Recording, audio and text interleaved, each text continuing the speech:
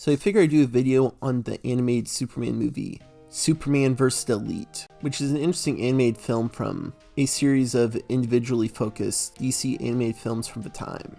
It's probably my favorite Superman focused one. It's at least easily the most thought-provoking one, with Superman handling tricky subjects. Like, just from the title, it's Superman versus who? The Elite? One of the guys is British, a set of characters no one really knows about or has a preconceived notion of.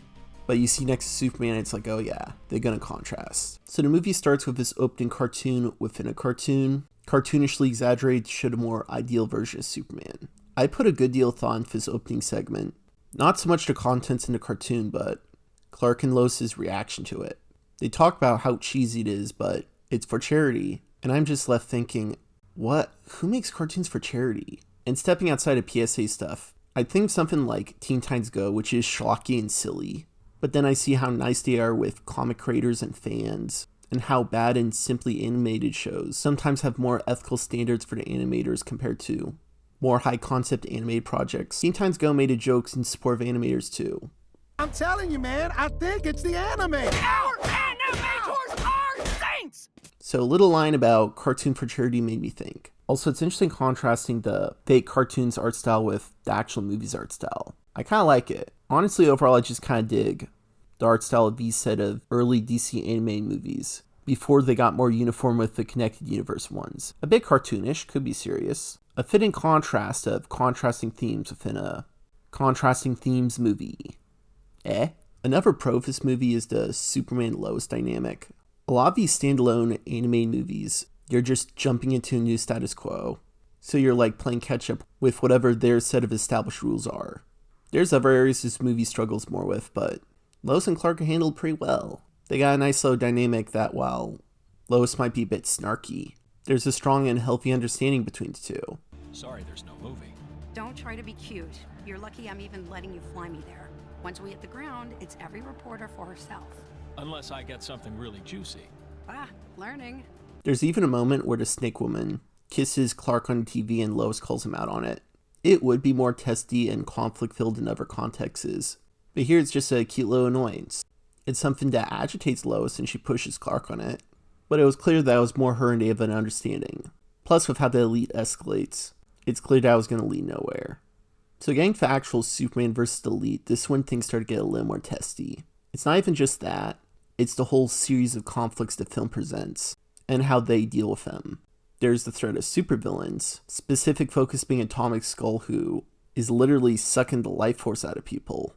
And there's the whole international conflict with the Beyondians and such. Now here's the thing about writing complex stories into superheroes within them. You kind of make up whatever rules within them. If you're mulling over a story with a superhero who constantly has to put up with a supervillain destroying and killing things on a mass scale, often seen with like Batman and the Joker, you could kind of just write things where the villains are not actually all that destructive.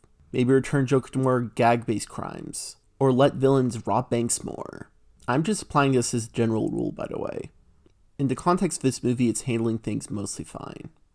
Atomic Skull is pushing things with his destructive capabilities, but the international conflict is a whole other discussion. For a start, you notice with these places, they go by fictional countries like Bialia or Polostaki. Yeah, because you can't really go with real places. Don't want to seem like you're picking sides or piss off some actual real dudes, of course. Yeah, take a bit of what I said about fictional rules and take it to the next level here. Like, this fictional movie seems to run loosely adjacent for real world, but places like Iran, Palestine, Israel don't seem to exist for fictional insert countries. Me personally, I could take it a step further.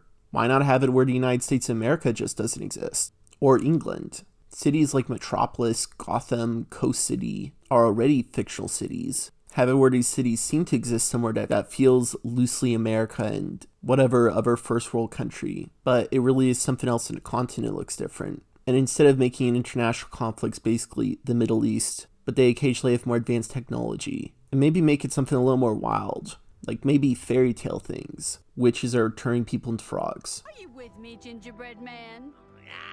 Are you all with me? And again, I'm not saying this as a criticism of the movie, by the way. I think it did pretty good with what it got there. And if anything, it's just thought-provoking stuff for ideas I might have for my own thing. What I could push back a little more for is maybe how they handle simple conflicts. I think the scene with Atomic Skull's handled pretty well, showing a morally dubious dilemma where Superman holds on to his morals, but everything around him makes the elite seem right. I am curious about a more emotionally unsatisfying outcome, like let's say it's a criminal that's not as awful, or let's say Superman is successful in saving Atomic Skull, or he stops Manchester but a different teammate kills him.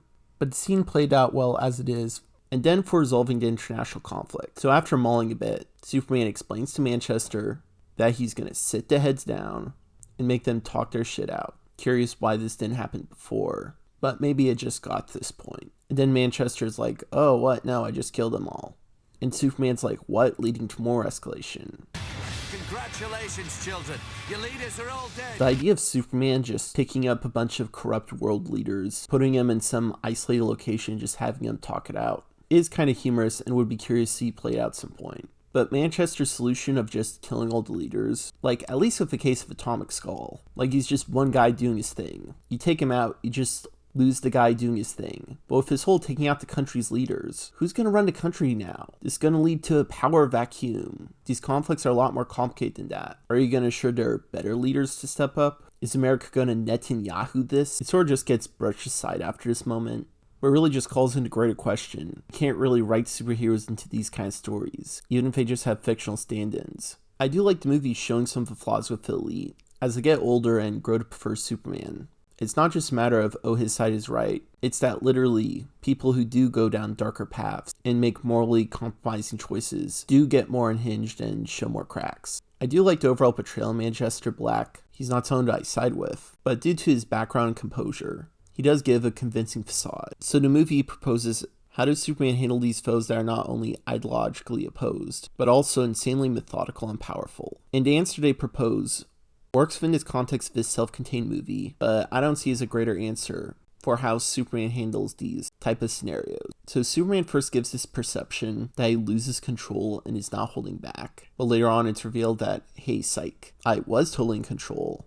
I had things planned with freaking robots handling a lot of this shit, and I was just putting on an act to show the world how scary it would be if I did lose control, eh? Like, I don't know. I think it would have helped Superman to be more honest that he did kind of snap for a bit, but knew how to hold back eventually, like even in a private confessional with Lois, or just show him to be more of a general problem solver of how to deal with these foes. Also, it's funny it just defaults to, LOL, use robots. Just use robots. You don't have to think of Superman just having robots. Anyway, overall I think I would say, I liked this movie. Kinda had fun with it and some interesting questions posed. Maybe I'd push back more, especially with how they handled the killing the world leaders thing. But I'd say it mostly handled things well. Maybe somewhere within like top 5 or 3 Superman movies. Gotta give the Reeves movies a more fair revisit end. Could I just count the final 5 episode of Moz Season 2 as a movie? Just say that's my favorite Superman movie? Anyway.